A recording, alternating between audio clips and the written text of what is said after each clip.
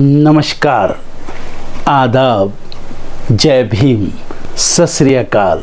मैं हूँ माजिद सिद्दीकी और आप देख रहे हैं फोकस हिंदुस्तान न्यूज़ चैनल।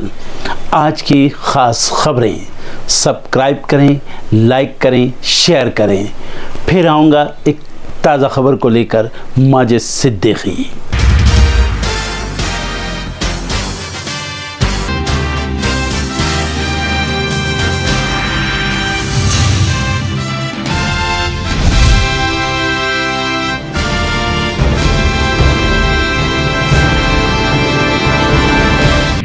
प्रधानमंत्री नरेंद्र मोदी का आज तमिलनाडु दौरा, कोयंबटूर में करेंगे road show.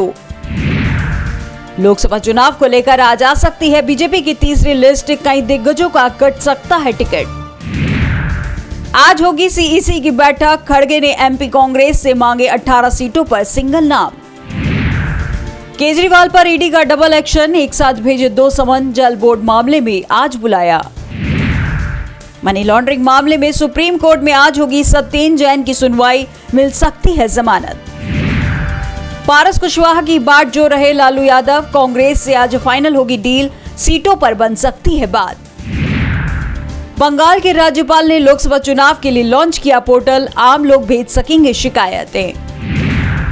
Sabarmati Agra expressway और मालगाड़ी के बीच जबरदस्त टक्कर, पटरी से उतरे इंजन समेत 4 डिब्बे, कई घायल। कोलकाता में आधी रात को ढही 5 मंजिला निर्माणाधीन इमारत, मलबे में दबने से 2 महिलाओं की मौत, 10 लोग घायल। बिहार, झारखंड और एमपी समेत कई राज्यों में गरज के साथ गिरेंगे ओले, आईएमडी का अलर्ट। हैती में नहीं थम रही गिरोह हिंसा, 30 से अधिक अमेरिकी नागरिकों को लेकर पहली चार्टर उड़ान मियामी पहुंची। गजा में जारी रहेगा सैन्य अभियान, नेतन्याहू ने कहा, क्या 7 अक्टूबर के हमास हमले को भूल गई दुनिया। चुनाव जीते व्लादिमीर पुतिन, 2030 तक बने रहेंगे रूस के राष्ट्रपति, 10 सालों में बदली देश की तस्वीर। बिना पासपोर्ट टोरंटो पहुंची पीआईए की एयर होस्टेस, कनाडा ने लगाया $200 कनाडाई का जुर्माना। मालदीव संसदीय चुनाव के लिए भारत में होगी वोटिंग, 21 अप्रैल को केरल के तिरुवनंतपुरम में भी डाले जाएंगे वोट। फिर लौटने वाला है भारत का सुनहरा दौर, मॉर्गन स्टैनले ने कहा, रोजगार और आय भी बढ़ेगी। फोन पे अलग होने से फ्लिपकार्ट के मूल्यांकन पर पड़ा प्रभाव, घटकर पहुंचा 41,000 करोड़। भारतीय पेटेंट कार्यालय ने पिछले वर्ष रिकॉर्ड 1 लाख पेटेंट प्रदान किए, जीआई पंजीकरण में भी वृद्धि। चीन में लोकतंत्र नहीं, इसलिए उसकी भारत जैसे मूल्यों वाले देश से तुलना सही नहीं, सीतारमण की 2 टूक। यात्रियों के लिए जरूरी खबर, आज कई ट्रेनें होंगी रद्द, कई गाड़ियों का बदला गया रूट।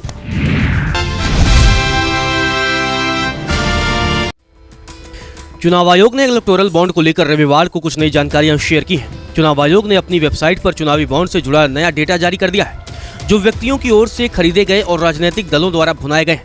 यह डेटा आयोग ने सीलबंद लिफाफे में सुप्रीम कोर्ट को सौंपा था। न्यायालय ने बाद में आयोग से यह डेटा सार्वजनिक करने के लिए कहा था। माना जा रहा है कि यह डिटेल 12 अप्रैल 2019 से पहले की अवधि से संबंधित है। निर्वाचन आयोग के आंकड़ों की माने तो देश के विभिन्न राजनीतिक दलों को इलेक्टोरल बॉन्ड के तौर पर अगर बात की जाए तो भाजपा ने कुल 6,986.5 करोड़ रुपए के चुनावी बॉन्ड भुनाए। पार्टी को 2019-20 में सबसे ज्यादा 2,555 करोड़ रुपए मिले। कांग्रेस ने चुनावी बॉन्ड के जरिए कुल 1,334.35 करोड़ रुपए भुनाए। बीजेडी ने 944.5 करोड़ रुपए, वाईआरएस कांग्रेस ने 442.8 करोड़ रुपए, तेदेपा ने 181.35 करोड़ रुपए के चुनावी बॉन्ड भुनाए। चुनावी बॉन्ड के माध्यम से टीएमसी को 1,397 करोड़ रुपए मिले। बीआरएस ने 1,322 करोड़ रुपए के चुनावी बॉन्ड भुनाए। डीएमके को चुनावी बॉन्ड के जरिए 656.5 करोड़ रुपए मिले, जिसमें सैंटियागो मार्टिन की अगुवाई वाली फ्यूचर गेमिंग से प्राप्त 509 करोड़ रुपए भी शामिल है। समाजवादी पार्टी को चुनावी बॉन्ड के जरिए 14.05 करोड़ रुपए, अकाली दल को 7.26 करोड़ रुपए, एआईएडीएमके यानी अन्ना द्रमुक को 6.05 करोड़ रुपए, नेशनल कॉन्फ्रेंस को 50 लाख रुपए मिले। चुनाव आयोग ने इस मामले पर कहा कि राजनीतिक दलों से प्राप्त डेटा सीलबंद लिफाफे में सुप्रीम कोर्ट में जमा किया गया था। 15 मार्च 2024 के सुप्रीम कोर्ट के आदेश पर अमल करते हुए न्यायालय की रजिस्ट्री ने सीलबंद लिफाफे में एक पेन ड्राइव में डिजिटल रिकॉर्ड के साथ कॉपियां वापस कर दी। आयोग ने चुनावी बॉन्ड को लेकर सुप्रीम कोर्ट की रजिस्ट्री से डिजिटल रूप में प्राप्त डेटा को अपनी वेबसाइट पर अपलोड कर दिया है। इससे पहले गुरुवार को चुनाव आयोग ने इलेक्टोरल बॉन्ड के संबंधित ब्यौरा अपनी वेबसाइट पर डाला था। सुप्रीम कोर्ट ने 15 फरवरी को अपने ऐतिहासिक फैसले में चुनावी बॉन्ड योजना को असंवैधानिक बताते हुए रद्द कर दिया था। चुनावी बॉन्ड योजना 2 अप्रैल 2018 को शुरू की गई थी। इस बॉन्ड की पहली बिक्री मार्च 2018 में हुई थी। बीते गुरुवार को जारी आंकड़ों की माने तो इलेक्टोरल बॉन्ड को खरीदने वाली प्रमुख कंपनियों का ब्यौरा कुछ इस तरह है। चलिए उसकी पूरी डिटेल आपको बता देते हैं। फ्यूचर गेमिंग और होटल सर्विसेज ने 1368 करोड़ रुपए के चुनावी बॉन्ड खरीदे। Mega engineering and infrastructure limited 966 crore, quick supply chain private limited 410 crore, Vedanta limited 400 crore, Haldia energy limited 377 crore, Bharti group 247 crore, SL mining and industries limited 224 crore, western UP power transmission 220 crore, Keventer food park infra limited 194 crore, Madan Lal limited 185 crore, DLF group 170 crore, Yashoda super speciality hospital 162 crore, Utkal alumina international 145.3 crore, Jindal steel and power limited 123 crore, Birla carbon India 105 crore, Rungta sons 100 crore, doctor Reddy's 80 crore, Piramal enterprises group 60 crore और Navayuga engineering ने कुल 55 करोड़ रुपए के electoral bond खरीदे।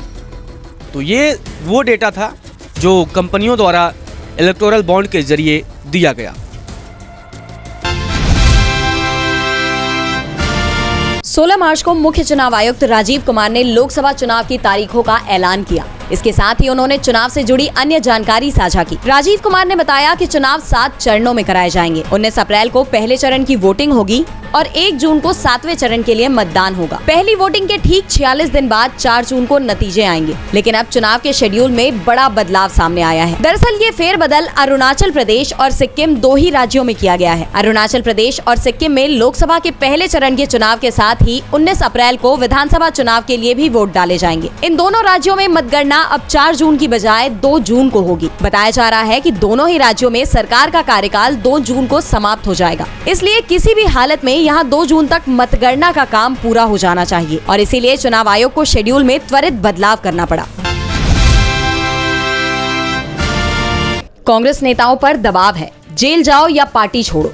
जी हाँ, ED, CBI, IT, केंद्र की तमाम एजेंसियों के साथ ही अगर राज्य में भी बीजेपी की सरकार है तो राज्य की एजेंसियां, हर एजेंसी विपक्ष के नेताओं को घेरने में जुटी हुई है।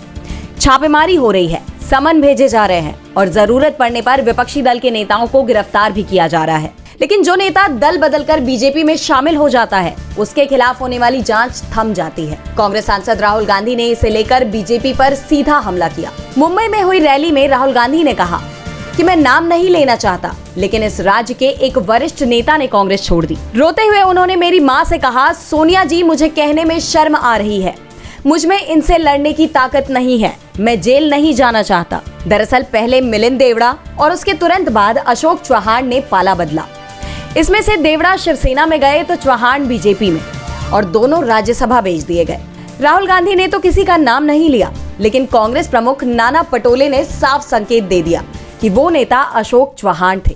नाना पटोले ने कहा कि अशोक चव्हाण का कांग्रेस छोड़कर बीजेपी में जाने का कारण संसद में प्रस्तुत श्वेत पत्र था। बीजेपी ने संसद में जो श्वेत पत्र पेश किया था उसमें आदर्श घोटाले का जिक्र किया गया था, जिसके चलते ही अशोक चव्हाण को सीएम पद से इस्तीफा देना पड़ा था। अशोक चव्हाण के खिलाफ 3 मामले लंबित हैं, जिनमें से 2 आदर्श सहकारी हाउसिंग सोसाइटी से जुड़े हैं। अशोक चव्हाण 2000 में राज्य के राजस्व मंत्री थे, जब आदर्श सहकारी हाउसिंग सोसाइटी के लिए कोलाबा में भूमि कथित तौर पर अवैध रूप से आवंटित की गई थी। कांग्रेस नेताओं का दावा है कि अगर चव्हाण बीजेपी में शामिल नहीं होते तो इस समय वो जेल में होते।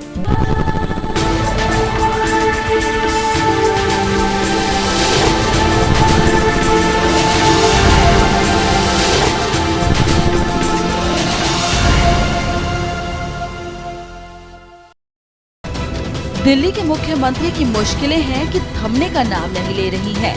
ताजा मामले में लोकसभा चुनाव 2024 की घोषणा होते ही ईडी ने मुख्यमंत्री अरविंद केजरीवाल के खिलाफ नया केस खोल दिया है। ये नया मामला दिल्ली जल बोर्ड में मनी लॉन्ड्रिंग से जुड़ा है, जिसके लिए आज केजरीवाल को ईडी के सामने पेश होना था, लेकिन वो आज पेश नहीं होंगे। बता दें कि मनी लॉन्ड्रिंग एक्ट की धारा 50 के तहत समन जारी किया गया है। ईडी दिल्ली जल बोर्ड में अवैध टेंडरिंग और अपराध की कथित आय के शोधन की जांच कर रही है। अरविंद केजरीवाल को ईडी ने दिल्ली जल बोर्ड मामले में पहला नोटिस भेजा है।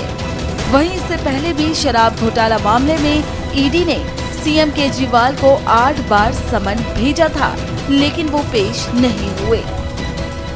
16 मार्च को सीएम अरविंद केजरीवाल दिल्ली की राव रेवेन्यू कोर्ट के सामने पेश होने ही पहुंचे थे कि कोर्ट ने उन्हें जमानत दे दी थी।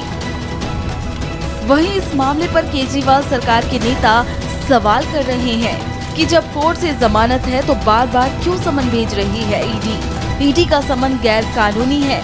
बीजेपी ईडी के पीछे छुपकर क्यों चुनाव लड़ना चाहती है। जय श्री राम के नारे के साथ 10 विदेशी छात्रों की पिटाई। गुजरात यूनिवर्सिटी के इंटरनेशनल हॉस्टल ए ब्लॉक में अफ्रीका, उज्बेकिस्तान, तंजानिया और अफगानिस्तान समेत कई देशों के 10-12 छात्र तरावीह की नमाज पढ़ रहे थे। उसी वक्त हिंदू संगठन के गुंडों ने जय श्री राम का नारा लगाते हुए हथियारों से हमला कर दिया। तकरीबन 200 लोगों ने मिलकर हमला किया। 5 छात्र अहमदाबाद के एसवीपी अस्पताल में इलाज करवा रहे हैं। 3 घंटे गुजरने के बाद भी पीड़ितों का बयान लेने के लिए कोई पुलिस अस्पताल नहीं आई। विदेशी छात्रों की सुरक्षा को लेकर गुजरात पुलिस पर एक बार फिर सवाल उठ रहे हैं। The Muslim news.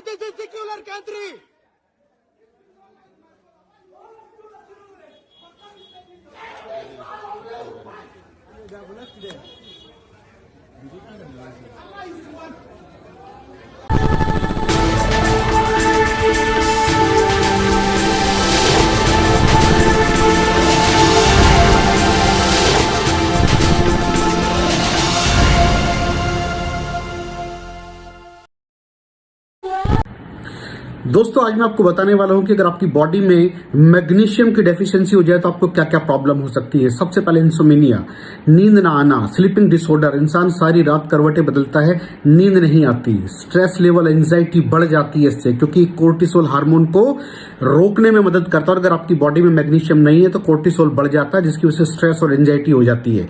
Mood swings, इंसान को पता नहीं चलता उसके मूड स्विंग्स होते हैं, थोड़ी थोड़ी देर में गुस्सा आना, थोड़ी थोड़ी देर में चिड़चिड़ापन होना, क्योंकि ये सेरोटोनिन हार्मोन को बढ़ने में मदद करता है। अगर आपकी बॉडी में less magnesium is equal to less serotonin, और सेरोटोनिन हैप्पीनेस का हार्मोन है। अलावा इसके ये फटीग को भी कम करता था। अगर आपकी बॉडी में मिनरल डेफिशिएट है, अगर आपकी बॉडी में मैग्नीशियम नहीं है तो आपको थकावट बहुत जल्दी फील होगी, जरा सा काम करती है आपकी बॉडी थक जाएगी।